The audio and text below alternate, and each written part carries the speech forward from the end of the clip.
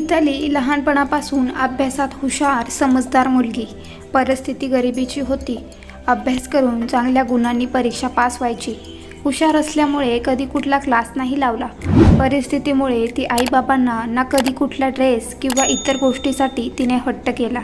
तिला खूप वाटायचं हे घ्यावं, मनाला वाटेल ते करावं. लहानपणी गाणं शिकायचं होतं तर तेही राहून गेलं.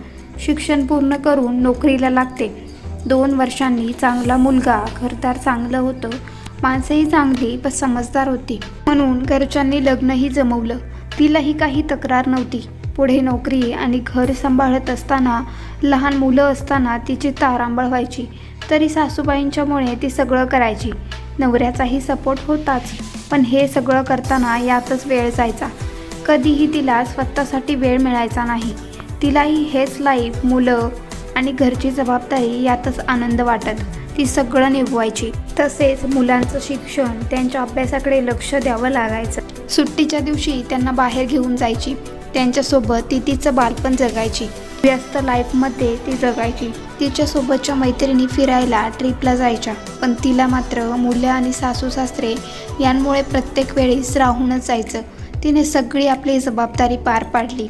भाऊ, बहीण आणि आईसाठीही तिने खूप केलं. ती मोठी होती म्हणून सगळी कर्तव्य पार पाडली. एक मुलगी, आई, पत्नी, सून, बहीण सगळ्या भूमिका तिने उत्तम निभावल्या. आज मुलं शिकली आणि नोकरीला लागली. ती त्यांच्या लाईफमध्ये सुखात आहेत. मितालीही नोकरीतून निवृत्त झाली आहे. आता तिला वेळच वेळ असतो. तिने ठरवले आता की राहिलेले दिवस स्वतःसाठी जगायचं आहे आणि मनाला जे जे वाटेल ते सगळं करायचं. जे जे करायचं राहून गेलं आहे आणि तिला जसं मनाला वाटत होतं तसं मिताली जगते.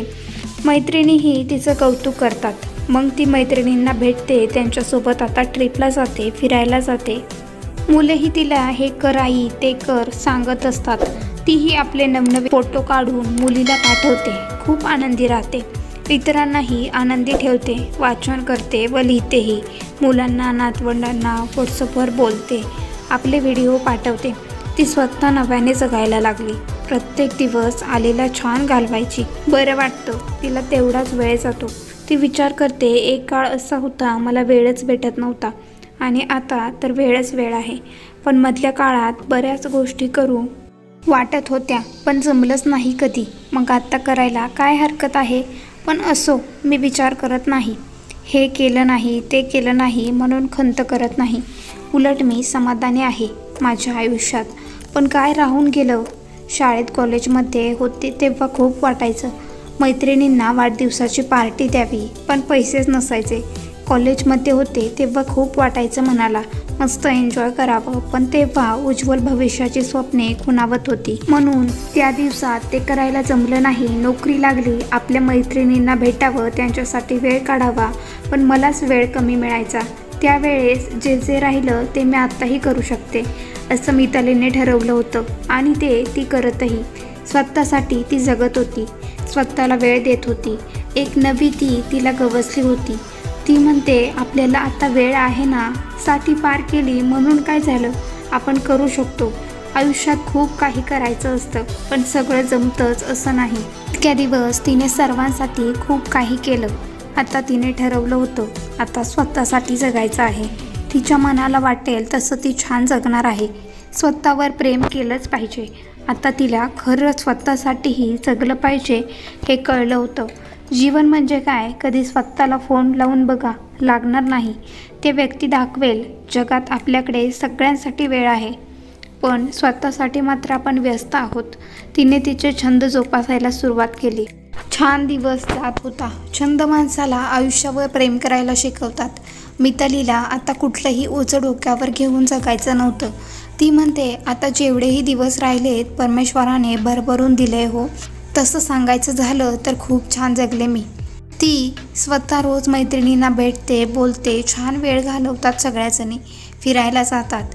मराठी नाटक, सिनेमा बघतात. कट्ट्यावर सगळे जमतात. गप्पांची छान मैफिल रंगते. वाढदिवस साजरे करतात. असं मिताली मस्त आयुष्य आता छान तिच्या मनासारखं जगत होती. मनात जे जे राहून गेलं होतं ते आता सगळं एन्जॉय करते. तिने खूप जीवाभावाची माणसं जोडली आहेत. हीच तिची श्रीमंती होती. मिताली तिच्याच मित्रमैत्रिणींना सांगत होती, तुम्ही वयाचं मनावर घेऊ नका. हे आपले राहिलेले दिवस म्हणजे देवाने दिलेला बोनस आहे असं समजा. जोपर्यंत आपण आहोत तोपर्यंत मनाला जे जे वाटतं ते करा. स्वतःसाठी जगा. आयुष्य खूप सुंदर आहे. फक्त आपल्याला तसं जगता यायला हवं. याविषयी तुम्हाला काय वाटतं ते कमेंट्समध्ये सांगा. आणि तुम्हाला हा व्हिडिओ आवडला असेल तर प्लीज व्हिडिओला लाईक, शेअर, कमेंट्स आणि रोशनीचा व्हॉइस चॅनलला सबस्क्राईब करायला विसरू नका. व्हिडिओ शेवटपर्यंत पाहिल्याबद्दल धन्यवाद.